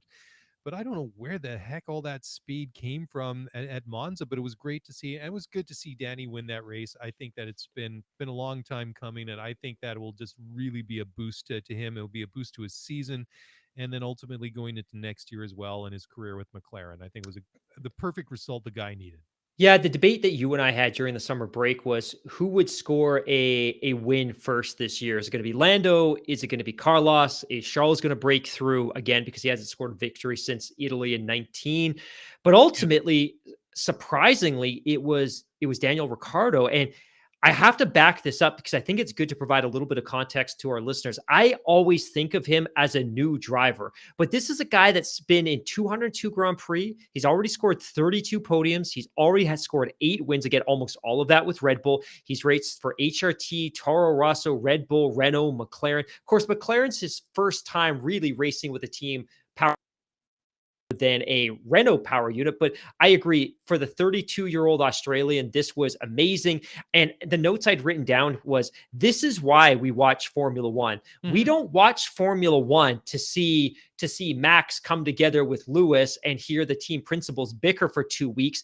We watch Formula One for moments like this. Yeah. Unbridled passion and joy, a feel-good moment. This is why we're all in it. This is the moment that we all want to see. Now, while we're talking about McLaren and we're talking about Daniel Ricciardo, 2 of our mailbag questions were actually specifically related to this. So I thought Okay. I would quickly jump ahead and spin these off to you. I have thoughts on the first Bro. one, but I would like to ask you this question because I thought this was a really good one. Let's take a look here. Let me see here. So the first question comes from Bill Jones. There was no doubt that McLaren brought an unbelievable package to Monza. Mhm. But my question is why? What did they change to get the advantage? What insights, adjustments did they make, etc.? Were they track specific, and are they sustainable? So I have some thoughts, but I'm kind of curious on yours. And then the second question here, and this is a really, really, really good question as well, and this comes from Joe Santucci. A younger Lewis Hamilton is in Lando's position. You know what? Trailing behind, better tires, generally quicker, has better tires than his teammate. Does he take team orders or sit back and take second, or does he go for it? So, first question is, what did McLaren do differently? And second was, if we could flash back in time and it was Lewis chasing teammate Ricardo, does Lewis go for it? Well, the first one, honestly, I haven't followed up too much on this. I'd love to know what they did to these cars this weekend. The one thing that I really noticed is that, how much or how little rear wing everybody was really using Yeah, at Monza, and I think that really had a lot to do with the ineffective of the ineffectiveness of the DRS system, because when those rear wings were open, you know, there wasn't going to be that much of an advantage, because it wasn't like they were, you know being really slowing down because of the drag on that rear wing anyways. But I don't know what it was. I'd love to know what they did, what or is it just one of these cases that this car was just, it was the right track for this car, and it just everything just went together at the right time. As far as the second question from Joe, I was kind of thinking about this one, because I think it might be a situation kind of very Charles Leclerc, Sebastian Vettel-esque. true, true. And I think that Lando, Lando, I think, is a good team guy, and I think that he would have sat behind him, if he was told to hold station. And the only time I think that they would have, flipped those cars around is if there's more threats that Lando was being caught by the car behind him, and that perhaps if they weren't careful, they might lose that place. And then if Lando's out of the picture, then the lead and ultimately the victory might be put at threat. But I think as long as they were both running out there and they weren't being pressured by anyone behind them, I think they were content to keep them the way that they were. And I think Lando would do that for a race, maybe two, and then after that, I think he would start to get impatient, very much like we saw with Charles and Sebastian that first year together, Ferrari in 18, because you had Sebastian, he wasn't pacey in Australia, and I'm being polite about that. And Charles, he sat behind him, but then you got to Bahrain at the next race. Charles was, much faster. He was behind Sebastian, at the start of the race. And then I think he was told to stay behind him. And I think that, that lasted about what, half a lap. And then Charles ran off into the distance. And then if it wasn't for that unfortunate mechanical issue, he would have won that race. I mean, he still came home on third in the podium, and he was lucky to do so, but was, benefited from that bizarre double DNF from both of the Renault cars at that time. But that's what I think. That's my take. Yeah, and I'll quickly respond. My thought on the first one, that Lewis Hamilton question, which I absolutely love, I think it depends on who Lewis is chasing in that moment. If the circumstances are the same as we saw this weekend, It was if Nico. he's He wouldn't wait. yeah, if it's Nico, no. If it's Fernando Alonso in 2007, No. no way. If it's Kovalainen in '08, no way. If it's Daniel Ricciardo, like actually Daniel Ricciardo, and he has that same type of rapport, and it's these circumstances, probably. But I think historically, based on the teammates, Bottas maybe. But if it's Alonso, no way. If it's Nico, no way. If it's Kovalainen, no way. I think it depends on who that driver is, and it depends on the moment.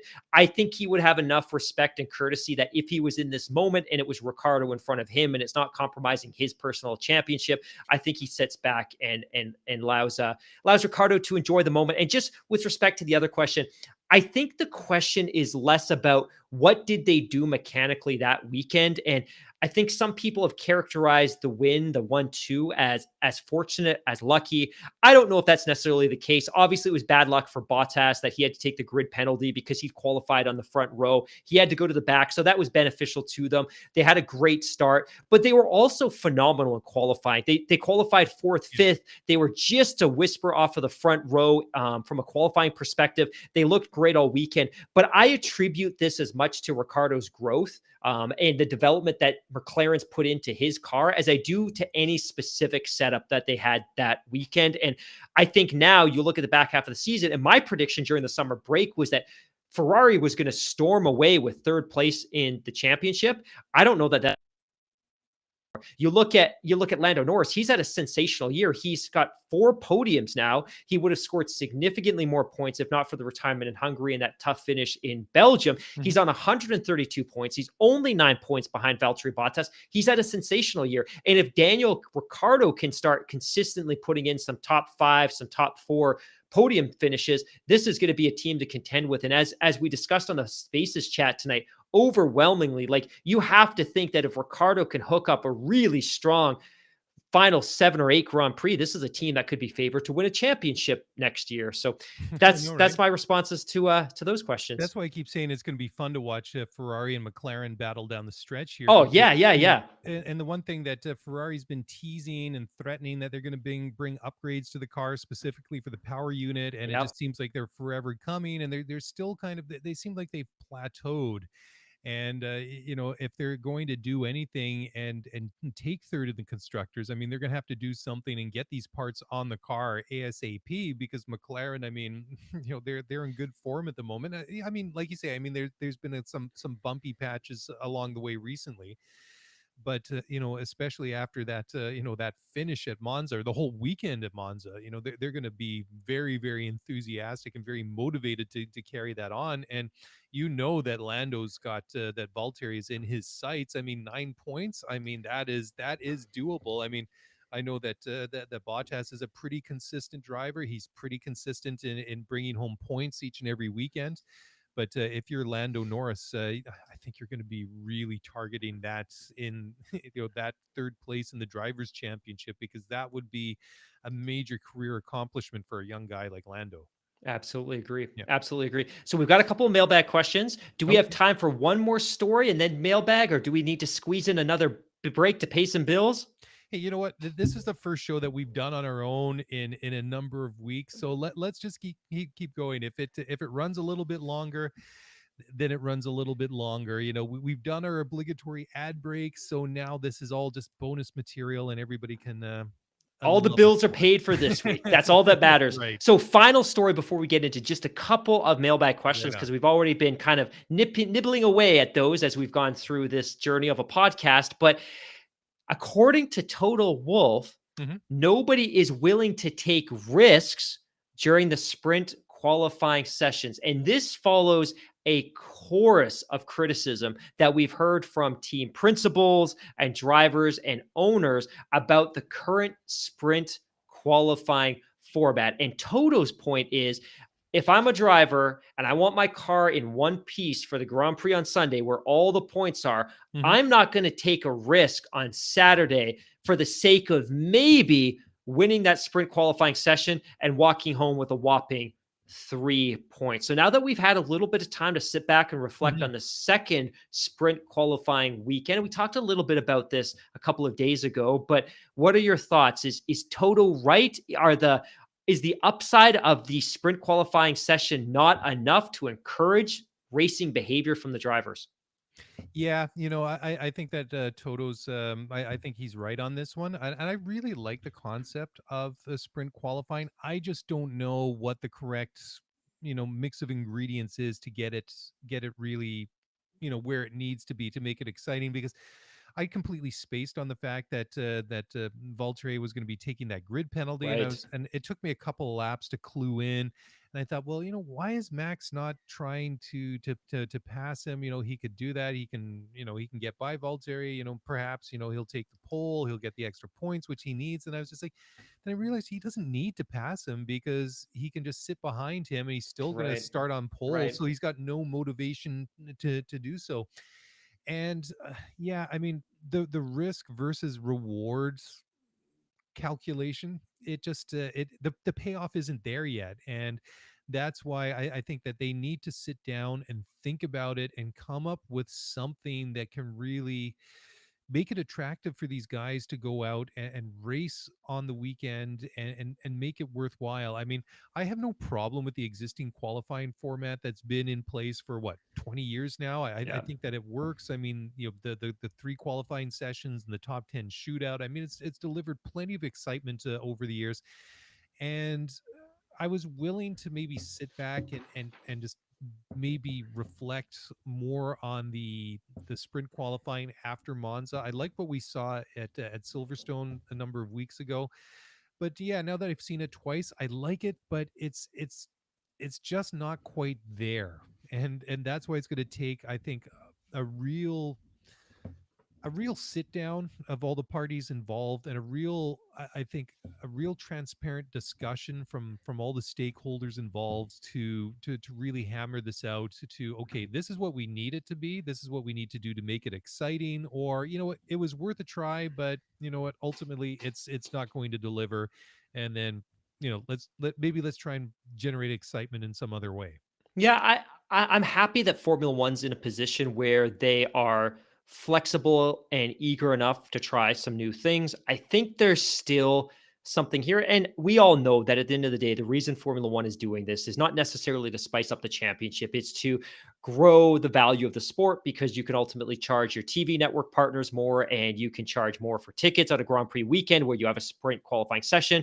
And in turn, those that are paying for the race sanctioning fees can ultimately have the benefit or the privilege of paying more to Formula One for hosting one of these weekends.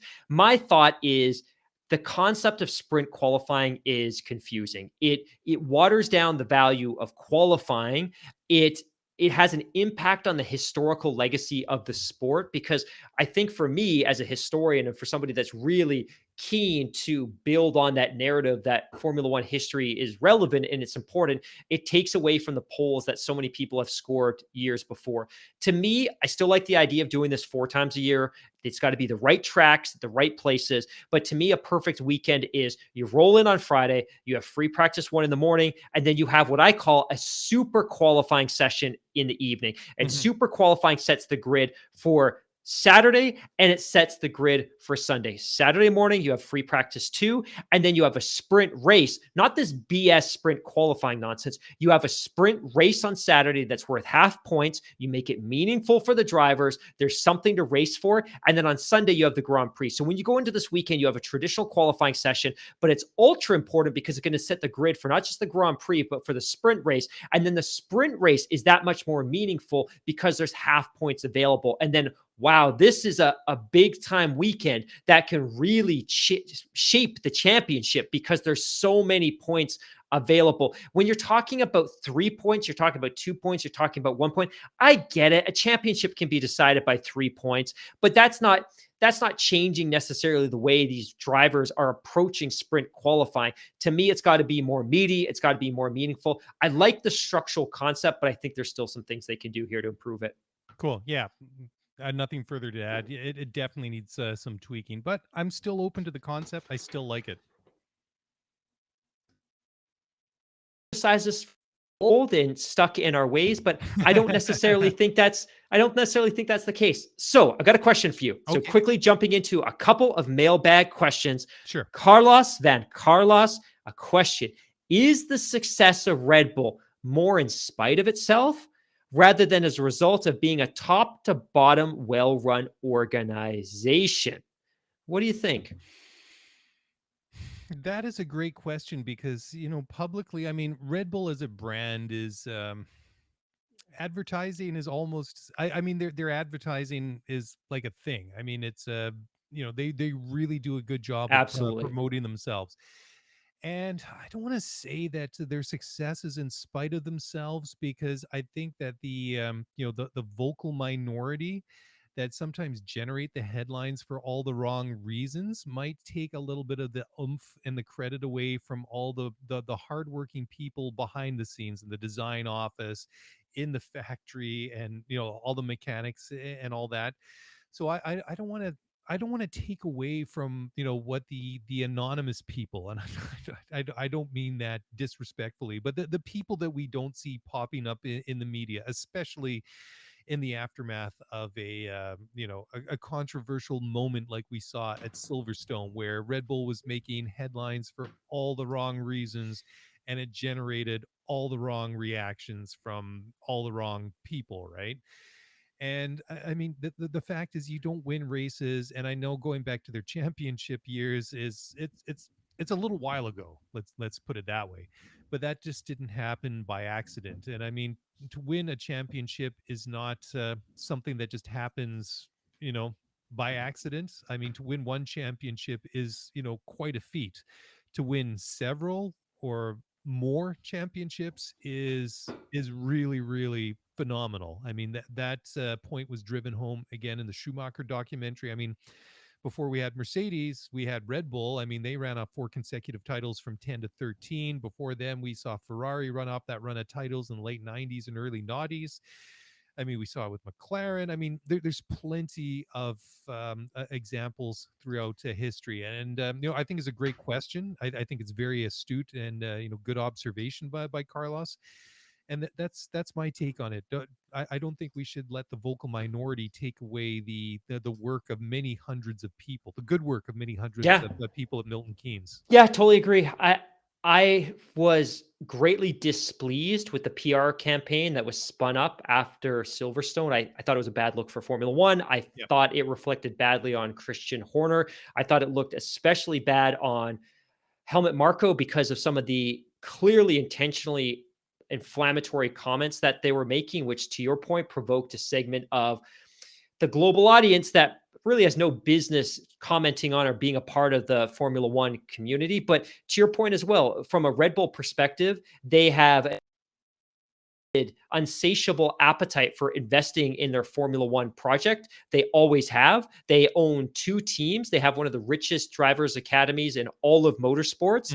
They have a fantastic facility in Milton Keynes. They have fantastic personnel. They do a great job of recruiting exceptionally talented people away from other teams, which actually links into a question which we'll speak to in a couple of seconds. Sure. And they were willing to take on a power unit. When Honda walked away, they could just as easily have said, okay, bye, and gone and knocked on the door with Renault and said, hey, do you want to try this broken relationship again? And they didn't do that. They decided, hey, we feel confident enough in our abilities and our finances that we're going to start being a works manufacturer for all intents and purposes. So I think it's a really great question. And I think it comes from a place where a lot of fans are a little bit frustrated with their conduct over the course of the last few weeks and months. And I think that's why I was so greatly relieved that we didn't see that same toxicity spill out after the most recent Grand Prix. So that said, this kind of ties into another question I have for you. And this comes from Emmanuel. And his question is it possible that the problem the Mercedes team are experiencing right now are due to some of their staff having moved to Red Bull? Great question. Possibly. I think that anytime that I mean, let's face it. I mean, the pool of people that are qualified and smart enough and want to work in Formula One is pretty small. I mean, there are plenty of smart people out there, but the people that have, the skill set to work within Formula One, that's got to be, a pretty niche, markets or group of people, small group of people, right? So I think anytime, and despite Toto sort of downplaying it's got to hurt. I mean, I know that they have Agreed. I know that they have the ability to recruit other people and bring other people in, maybe reorganize and stuff like that. But it can't be easy. But also you have to remember that Mercedes did come out the wrong side on the aero regs from this season as well, which Aston Martin also have been suffering with all year as well. So I think it's a combination of things, and I wouldn't be willing to put it down to just one factor. But certainly, I think that the loss of brain power like that is going to impact the team, especially when you get several key figures moving over. Plus, just the I guess the psychological blow of losing good people to the guys in the garage next to you that you're trying to beat every weekend. I think that's the bigger piece here, right? Which is the mental psychological battle that Yeah. they now move 20 minutes down the road from Brackley to your principal rival at Milton Keynes. And we're so terrible. We talk about all these places as if the audience knows where they are. And really, we don't unless we go to a map. So I promise, and I've been meaning to do this for a while, I mean to create and print a map of the Power Valley part of the UK, just to kind of help visualize that, hey, this is where Mercedes is based, and this is where Aston Martin is based, and this is Milton Keynes are based, just so everyone can get a sense of how closely integrated the supply chains in those teams are. So I promise I'll do that. But I think on this question, psychologically, I think it's a big blow.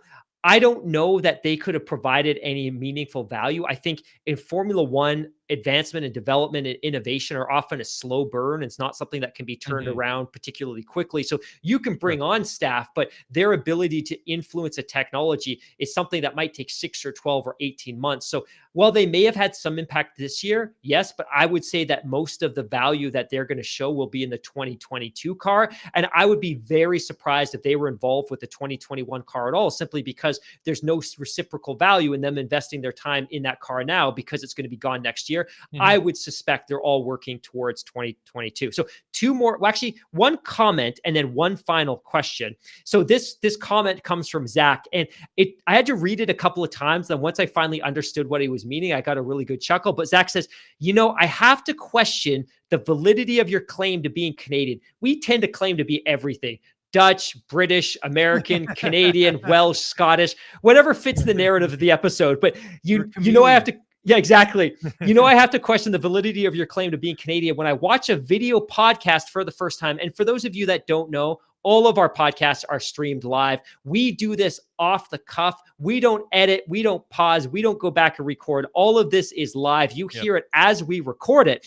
But he says, I went to watch a video pod for the first time, and y'all's heads don't leave your mouths when you talk. It's like, what does he mean? And then it finally clued in. He was referring to how Canadians are portrayed on that classic Comedy Central program, South Park. Well, so just to that, we're gonna have T and P T-shirts for next week. I don't know. Do you want to be Terrence or do you want to be Phil? Oh, I I like love it. it. I love it. And then the final question, and this is going to go to Jack because this is a great question. We have talked about this before. Will the new 2022 F1 cars have apologize. Jack sent me these questions 3 months ago and I missed them, so I'm circling back now. But will the new 2022 F1 cars have DRS? The spoilers will be very different on the new car. I don't know if they would affect how DRS will be implemented in racing. So I'll quickly take this one. Yes, we know that at least for 2022, DRS will be back. It will be a milder, more moderate version than we're used to today. Zach Brown himself has commented on how important it is for F1 to carry this technology over for 2022. As confident as the FIA is, as confident as the teams are, as confident as Formula One is that the new aerodynamics are going to make passing better because the new rear wings in particular will be pushing that dirty air up as opposed to back at the trailing car. They're not fully confident. So they're going to carry DRS over for at least 1 year as just as a what if, a backup, an emergency precaution. So it's going to be there. It won't be as influential in terms of creating some additional horsepower or some additional speed, but it will be there for at least 1 more year simply because they want to be sure that they've hit the mark with the new aero philosophy before they discard it. Because the fear would be you discard it, the new aero doesn't turn out the way you expect it to be, and maybe racing is actually worse next year. So yeah, great question. It is, and I think that's one fascinating thing, just the way that things are just so they're going to change so much for next year. It's just like what is going to be different, what is going to be the same, what's going to be held over, is it still going to be, is it going to have the same effect? And I think that's why next year is just so fascinating because it really is the big unknown. And I'm already looking at my calendar about 4.5, 5 months from now when we get the traditional car releases at the beginning of February around Valentine's Day or just there or thereabouts. Because that first car launch, whoever does it, it'll probably be one of the smaller teams. I mean, Twitter's going to explode that day. It's going to be all over the different F1 websites. Everybody's going to be talking about it. And then the second team to launch their car is going to generate a lot of discussion because it's either, hey, it's pretty similar to the Great point. Great team point. X, or it's completely different, or why do these cars look almost identical to last year's? It's not anywhere close to the the prototype that F1 came out with last summer. So it's really cool. Really looking forward to that. All right. Well, I just want to give a couple of shout outs to, got in the mailbag. Just want to say, thanks for the messages to Thomas Beto, Chuck3202, The Birds, Randall Rothbart, Ryan Bako, Joel Plurda, and JJ in Houston. And then finally, Donna B in Irmo, South Carolina. She had to say, hi guys, love your podcast. I'm a DTS new F1 fan. I enjoyed your F1 merch discussion today. I'm apologize. She sent this about a week ago. I found some cool F1 merch on Redbubble. Here's a link to a notebook I gave to a friend of mine. And it's kind of cool. The notebook has like all the track layouts, like the schematics of each, and it's like the schedule and all of them. She says, when I was there, I just caved and bought the box to box t-shirt. Last week, I got a Red Bull t-shirt off the F1 site. And then I think she said it was kind of cool to get the schedule, even though she says, even though that the schedule's probably changed, some of the tracks that are on the cover probably aren't there anymore. But thanks guys. Sometimes we don't always get a chance to read them. We don't always get a chance to reply to them, but we do read them all. And we love hearing from you, regardless if you're like Donna in South Carolina or you're JJ in Houston or anywhere else. I mean, we get messages from all over, all four corners of the world. And that's really cool to be part of the global F1 community. One last comment, and we don't normally do this, but I'm going to ask today just because I think people enjoy the show, and I think you appreciate what we're doing here. 2 asks, please give us a follow on Twitter. We love everyone that joins. We reach out personally to every single person that follows us. And 2, if you follow us on Spotify, if you subscribe to us on iTunes, it would mean the world to us if you can go and give us a review, put your comments in, share your thoughts. Honest, I don't care what the score is. We just love to get that feedback and to see it posted. So if you love the show and you enjoy what we're doing, please take a moment, go and give us a review, give us a 3-star review, maybe a 5-star review if you're feeling generous. We would really, really, really love if you can do that for us. And we don't ask often, but if that's something, if you've made it through an hour 50 of this podcast, I presume you really love what we're doing here. So if you can go and give us a review and a score, that would be awesome. Yeah, I mean, I tuned out after about 15 minutes. So yeah, your performance made that pretty clear. Yes. Well, thanks for shattering my my popping my bubble this late in the show. But oh, geez, I guess I set myself up for that one. But anyways, yeah, thank you guys for downloading, listening to the show. Thank you for getting in touch. As Mark said, thank you, for being part of this community, and we really do enjoy it. And that's basically it for this week. If you do want to get in touch, by all means, do so. You can follow us on Twitter. That's the best place to get in touch, at Scuderia F1 Pod. And you can also follow and get or join in on the Spaces chats on Thursday nights. You can also email us at scuderiaf1pod@gmail.com. And that's a wrap. No race this weekend, so we'll be back on Monday night, not Sunday night, for one of 2 shows next week. And with that, I'm going to dunk my arm in the pudding, as is tradition, and say thank you for listening. Have a great weekend, and we'll talk to you again soon. And by the way, Mark, that was a South Park reference. Take care.